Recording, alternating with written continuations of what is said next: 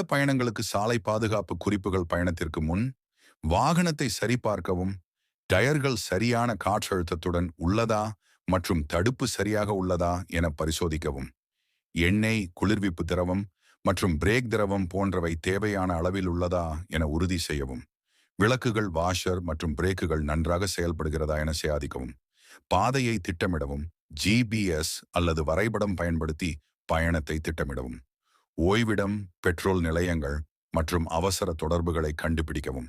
நன்றாக உறங்கவும். பயணத்திற்கு முன்பாக குறைந்தது 7 முதல் 8 மணி நேரம் உறங்குங்கள்.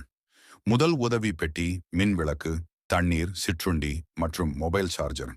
அவசர கருவிகள், அதாவது ஜாக் மற்றும் ஜம்பர் கேபிள்கள். பயணத்தின் போது கவனமாக இருக்கவும். மெசேஜ் அனுப்புவது அல்லது மொபைலை அதிகம் பயன்படுத்துவது போன்ற கலவரங்களை தவிர்க்கவும். ஒவ்வொரு 2 மணி நேரத்திற்கும் அல்லது 100 மைல் பயணத்திற்கும் ஓய்வு எடுக்க வேண்டும். போக்குவரத்து விதிகளை பின்பற்றவும். வேக வரம்புகளை கடைபிடிக்கவும்.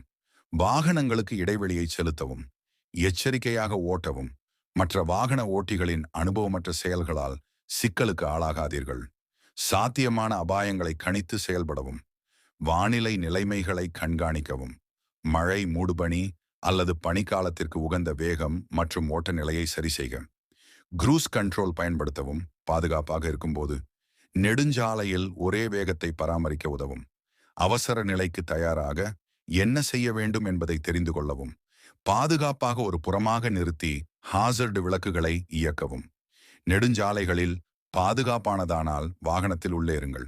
சாலை உதவி அல்லது உள்ளூர் அவசர சேவைகள். தெளிவுபடுத்துங்கள்.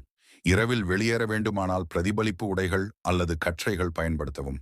இந்த குறிப்புகளை பின்பற்றுவதன் மூலம் நீங்கள் ஒரு பாதுகாப்பான மற்றும் மகிழ்ச்சியான பயணத்தை உறுதி செய்யலாம்.